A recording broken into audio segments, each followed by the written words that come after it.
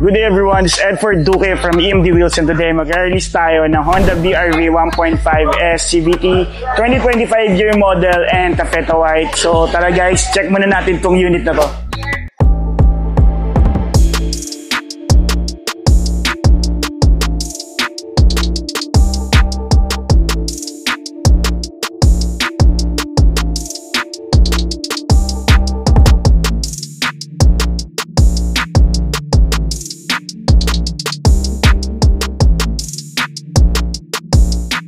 Anyways, nagpa-rust proof yung kliyente natin and zero down yung na-avail ng unit natin. So, zero down, wala siyang ida-down, wala siyang ikakash out, kundi yung undercoat lang na rust proofing. So, tara guys, check muna natin tong unit na release natin.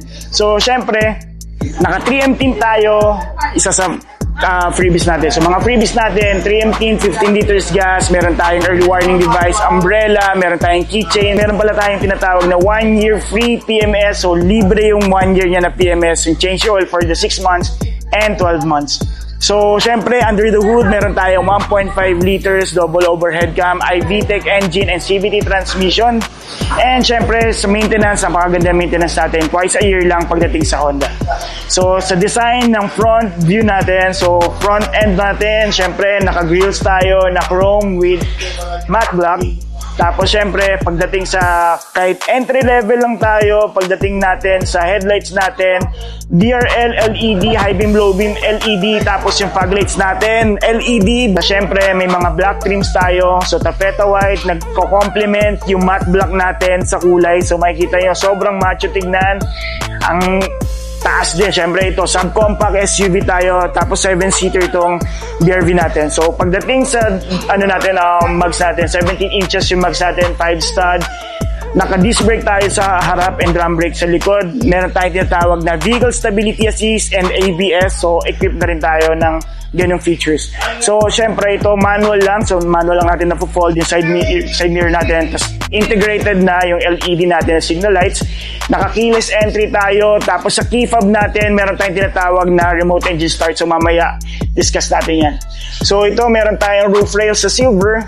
So, sobrang linis, sobrang ganda. So, yun, di ba, naka-savvy rust proofing tayo, naka-undercoating tayo. So, dagdag yan. So, meron tayong tinatawag na factory rust proofing. So, aside from that, mas maganda talaga magpapalagay tayo ng mas makapal pa, which is yung savvy rust proofing. So, pinapalagay natin yan. So, sa mga interested na kliyente, nilalagay natin yan. So, after that, medyo minamadali lang natin yung release natin.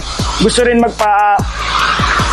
ceramic coating ng kliyente. So, to follow, ceramic natin siya. So, meron tayong shark fin antenna, meron tayong washer, third brake light na LED, meron tayong defogger, meron tayong wiper, tapos LED na rin yung taillights natin. So, ang hindi lang mga LED dito, ito, yung signal lights natin and even the reverse light natin, hindi siya naka-LED. Pero, ito, yung plate light natin, yan, naka-LED tayo. Tapos, meron to, by the way, ito S-variant siya. Binigyan natin siya ng libreng 2-eye sensor. So, meron tayong AVT 2-eye sensor. So, yun. Tapos, nasa ilalim na rin natin yung reserva natin. So, check natin yung third row. Sa third row, syempre yan. Ayun. Tatanong natin yung kliyente kung gusto niya magpa-tonneau cover. Kasi ito, since S-variant tayo, wala tayong tonneau cover. So, nandito na yung mga freebies. Papa-double check na lang natin yung early warning device kasi wala pa yun. So, umbrella, mamaya check na lang natin. Tools, nandito na yung tools natin. Yung jack na sa may second row. So, yan. So, yung third row natin, napo-fold siya 50-50. So, 11 kilometers lang, sobrang sariwa. So, check natin dito sa may second row. So, very simple lang naman yung second row natin. Meron tayong second row vent. Ayan. Tapos, meron tayong 12 volts. Ayan. Meron tayong outlet dito sa may second row. Tapos pagdating natin dito sa may second row natin, pwede natin i-fold ng 60-40 yung upuan. Tapos one touch tumble na rin siya. So parang easy access pagdating sa third row natin. So next natin i-discuss is yung driver side and passenger side front. So tara, pasok tayo. So yan, tara. Check natin dito. So makikita nyo, yan, sobrang fresh, ang daming plastic, nagkakagulo-gulo yung mga plastic, pati yan sa doorknob natin, sa ship knob natin, may plastic tayo. So, una natin titingnan, syempre, yung ceiling natin na gray or beige na tinatawag. So, may mga plastic pa tayo dyan, meron tayong sun visor, meron tayong map light, so gumagana. Sa likod natin, yan, meron tayong home light din sa likod. Tapos dito syempre, pagdating sa sidings natin, all power na rin tayo sa window natin, door lock, window lock, and yung sa adjustment ng mirror natin. Ano na rin siya. So, check natin. So, yun, lahat gumagana naman. So, okay naman lahat. Sa bintana, hindi pa natin ina-advise since kaka-tint lang natin today. So, within 3 days to 4 days, hindi muna natin ipapababa sa kliyente yung mga windows natin. Pero assurance naman namin, lahat naman yan gumagana. So hindi naman nagiging issue. So dito sa may left side natin, meron tayong vehicle stability assist. Makikita natin yung vehicle stability assist na switch dito. Sa may babang left side naman, yung pagbukas natin ng hood natin and yung sa may gasolina. So dito, sa may side na to, mandito yung switch natin ng headlights, sa fog lights, sa signal lights. So yan, gumagana naman, testingin na rin natin. So yun naman lagi natin ginagawa. So yung mga agent dapat din talaga laging chine-check din bago ibigay sa kliyente yung unit. Kung talagang super linis ba, kung ano mga request ng kliyente. So like, kunwari, itong mga plastic, kung request niyang gustong patanggal yung mga plastic, tsaka natin papatanggal. So tatanong muna natin sa kanila. So yan, dito sa may right side naman, ito naman yung sa may wipers natin, controllers for the, or switch for the front and rear natin na wipers. So dito sa may steering wheel natin, sa steering wheel natin, we have the audio controls, tapos Bluetooth hands-free, connect lang natin sa multimedia natin, yung isa or sa infotainment natin, yung cellphone natin. So, yung steering natin, urethane siya, so ibig sabihin hindi siya leather pero pag hinawakan nyo, para siyang leatherette. So urethane ang tawag dyan. Tapos syempre, natitilt siya. Yung steering natin is natitilt. So up and down niya na-adjust. Tapos yung sa may driver side natin na upuan, na-adjust yung height. So pump type siya. So pagdating dito, so 11 kilometers lang yung tinakbo ng kotse natin. So meron tayong push start. So ito, naka-keyless entry tayo. Meron tayong tinatawag na remote engine start. So mamaya, didiscuss natin sa kliyente. So pag just in case na malobat, so ito, buksan lang natin sa ilalim niya.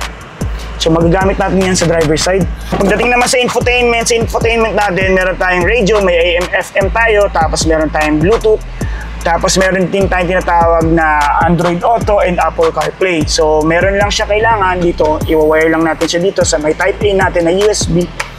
Tapos pagdating naman dito, yan, so sa aircon natin, so naka-button na siya. So ito yung sa vent, air circulator natin, front defogger natin, rear defogger, sa mode yung sa mga sa face or sa fit, max cool, AC on off, and yung vent on off, tapos ito yung thermostat natin. So yan, so pagdating naman natin sa baba, dalawang type A, so is dito yung sa may phone natin and sa USB. Tapos yung iba yung mga pang charge lang natin. Tapos ito yung power outlet natin sa 12 volts. So meron tayong reverse camera. So may naririnig tayo nagbi-beep since meron tayong nilibre na 2-eye sensor. So yan, may 2-eye sensor tayo. Brake natin, meron tayong armrest. Tapos glove box natin. So yung mga manual natin and yung mga warranty booklet nandun sa kliyente. So tawagin na natin yung kliyente. Tapos na to, so tatanong na lang natin kung gusto niyang pabaklas yung mga plastic. Para sa akin, tanggalin na kasi parang gulo, daming plastic eh. Siyempre pag nag-drive ka, di ba? Pero siyempre, nasa sa kanila na yan kung gusto nyo munang i-stay dito yung sa plastic. So tara, samahan nyo kami. I-demo na natin sa kliyente itong Honda BRV 1.5S. So sa mga interested dyan, meron tayong mga zero down, meron tayong mga low rate, sa mga cash, madami tayong discount. So kung umabot kayo dito sa part na to, hindi pa kayo subscriber, paki-subscribe na lang din, paki-like, paki-share, and tara na, tawagin natin yung client. Ayan na, sir, ito. First step natin. So ngayon, naka-Friday tayo na coding. So pagdating ng plaka natin, so hindi natin alam kasi random siya. So malalaman pa natin yan by Tuesday siguro, magkakaroon ka na agad ng OR kasi by Monday kukunin na po yan ng taga LTO. Tuesday may OR na, Wednesday meron na tayo either plaka or CR. So more or less Thursday or Wednesday yan, kompleto na tayo yan. So babalita namin kayo kaagad. So pagdating sa OR, mauna yan Tuesday agad. So sir, ano natin, start mo muna. Start mo na sir. Sir, yung mga plastic, makakailang pag nakaupo tanggalin ba natin? Ikaw na. Sige. Tara. Start mo na sir. Yung mga gamit niyo po, pwede niyo na pong ilagay sa kotse para Tara sir. Sir Paul. Start mo muna sir. Para ikaw na agad. So, tapak ng preno, tapos push start. Yan. Buksan na natin sir ilaw. So, sa ilaw natin ito, i-twist lang natin. Sa high beam na natin sir ha. Hazard. Yan. So, tapos buksan na natin yung hood. Check na natin yung hood. Tara sir. Para unang start ng kotse. Sir, pagdating dito sa mga tint natin, since kakakabit lang natin today, bawal mo muna siyang ibababa yung mga bintana. So, ilalak muna natin mamaya. So, more or less, sabihin na natin, pinaka-safe is Tuesday or Wednesday kasi may bagyo yata bukas So, hindi na naman siya mabibilad sa araw. So, mahalaga dyan, matuyo kasi. Kaya may makikita tayo medyo may wave. Tubig kasi yun. Pero ako lang yun mabasa nung... Actually sir, ang tint natin nasa interior naman, sa loob naman. So okay lang siya maulanan. Huwag lang natin siyang pupunasan, huwag lang po natin ibababa yung mga windows natin. So yan sir, LED na yung sa signal lights natin. Tapos high beam, low beam, DRL natin. Ito lang yung hindi LED. So madali lang siyang palitan. Mamaya madudukot natin siya dito. Tapos LED na rin yung fog lights natin. Most of the time, pag medyo nalalabuan sa tint, yung mga kliyente, all-weather sila ng, yung iba mapapansin mo para nagdidilaw na LED. So pero actually, sa totoo lang sir, depende kasi sa mata ng sa akin kasi okay naman siya. May mga iba talaga na nagdidiliman. Pero good thing naman sa iyo since parang pinili mo na yung light kasi alam mo naman na first time kaya. So baka mamaya kasi i-compromise mo yung safety mo, di ba? Parang gusto mong i-dark, tapos pagdating ng gabi, tag-ulan, medyo wala ka na makita. So, check muna natin, sir, dito sa under the hood natin. So, 1.5 liters tayo, sir. Double overhead cam na siya. Chain type na siya. So, naka-timing chain na tayo. Pagdating din, sir, 4-cylinder na rin siya. 121 PS. So, sa lahat ng mga competitor natin na hindi EV, so lahat ng ganito na gasoline siya, tayo yung pinakamataas. So CVT transmission tayo. Ang maganda dito, na-discuss ba about sa maintenance? 1 year free tayo, no? Yeah, 1 year free. 1 year. So first month natin, and then first 6 months and 12 months, wala kang babayaran doon kahit piso. So sa first month lang natin, sir, minsan, pagkakailangan lang natin, sir Paul, na dagdagan or tapapan, yun lang yung mga binabayaran. So pag tinapapan lang yung pinaka-coolant natin. So dito, sir, pag gusto mo lang i-check, yung sa oil natin, ito lang dapat buksan natin. Dito naman, sir, alam mo na, may gitna. So pinakagitnang linya, yun yung pinaka-maximum natin. So first month, lagi mong sir, first month or first 1,000, yun yung first maintenance natin. Next is every 10,000 or 6 months. So basta free yung first year nyo. So pagdating sa warranty, sir, is 3 years po tayo or 100,000 kilometers, whichever comes first. Tapos sa battery natin, 1 year lang tayo. So mga hindi kasama sa warranties natin, yung mga consumables like yung chain natin, spark plug, yung mga ignition coil, yung mga brake pads, yung mga consumables, sir. So dito, sir, yung fuse box natin, just in case na nawala ng busina, ilaw, so dito lang natin yan, sir. Check lang natin, nandito lang naman po lahat. Pero just in case, pag may mga naramdaman kayo or mga unusual na, kunwari nawala yung mga busina, sabihan nyo lang muna kami bago natin talikutin. Kasi most of the time talaga, pagdating yan, under warranty siya, di na namin pinapagalaw sa kliyente. Pinapadiretso na sa kasa kasi wala ka namang babayaran dun. So, dito, sir, yung sa, natin, sa brake fluids natin, nandito, sir, check mo lang, sir, pinaka-maximum natin ito. So, meron naman tayo. So, dito naman is yung sa washer natin, yan yung sa mga wipers natin para yung mga tubig sa sprinkler. So, dito, sir, kahit anong tubig naman, or may mga solution tayo na bibili, pwede naman natin, idagdag. So, dito, sir, ang wala lang sa Honda BRBS, yung sa, dito, insulator natin, wood insulator, kung gusto mong magpabili, Tapos dito sir sa ilalim naman makikita mo na agad yung sahig. Yeah. So yung engine cover yan, may mga nabibili naman ng engine cover. Yun for the VNVX kasi meron ganyan. Actually sir, yung splash guard yun eh. Pwede actually, lalo na kung may madaanan kayong baha para at least hindi agad papasok. Yes sir. And even yung mga bato, yung mga debris ganyan, hindi agad sa makina tatama. May recommend ka? Meron naman sir, meron naman.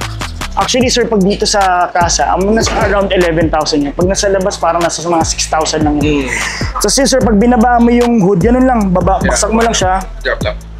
Yan. Wag i-press. Yes, wag lang ipe-press. Ito sir, 17 inches mags natin sir. Two-tone siya, 5 spoke. Tapos yung reserva natin, hindi ganito yung tsura sir. Okay. Ano lang siya, reserva lang talaga na parang donut. So, disc brake yung harap natin, drum brake yung likod. So dito sir, hindi natin ma-check dito. Ayan, ito pala oh, ayan. Yung sabi mo. Yan. Yung mga iba kasi sir, gusto rin nila pati yung sa may part ng tambucho kasi naiinitan yun, nasusunog, nangangamoy. So hindi lahat yan, pati yung sa may mga arms natin ng under chassis natin, hindi kasi sinasama talaga yun sir. Hindi siya kalawangin din eh.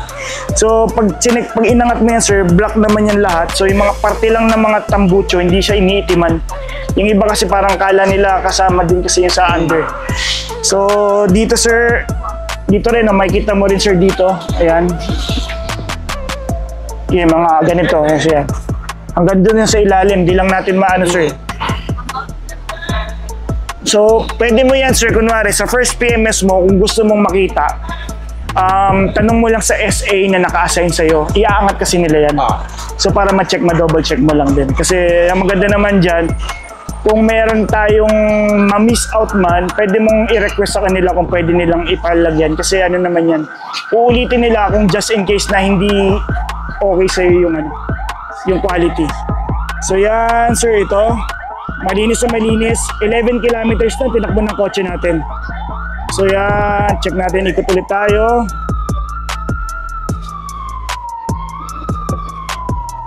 So ayan, meron tayong 2-eye sensor, may reverse camera tayo, 2-eye sensor. LED na rin sir, tapakan ko sir, iilaw dito. Third brake light, tapos yung reverse light, pailawin ko rin sir.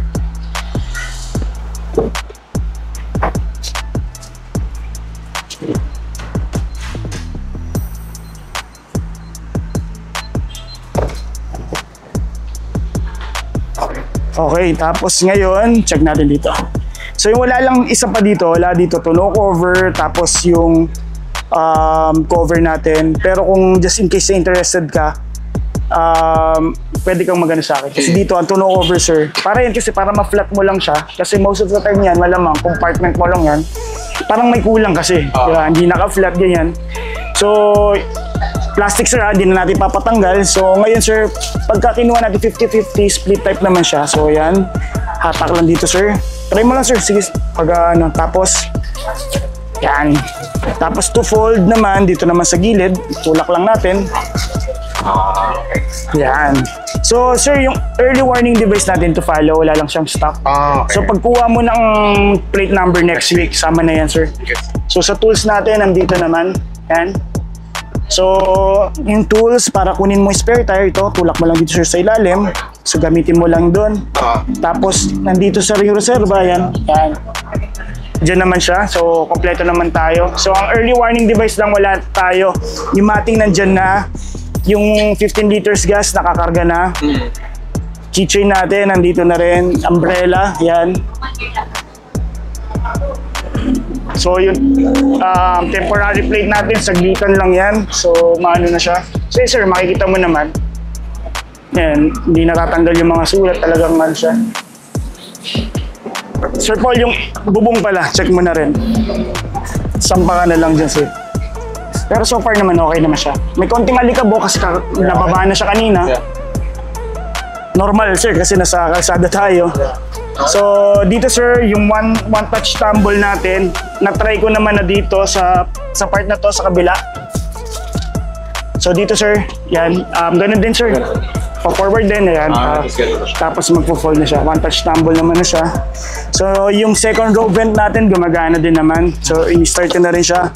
Meron tayong second row na 12 volts, nandyan na rin po. So, isa mo pang next sir na ipaprojectin yung matting mo. So, yan, absorb kasi talaga yan. Next natin, sir, kabila. Passenger side ka muna, driver side muna ako.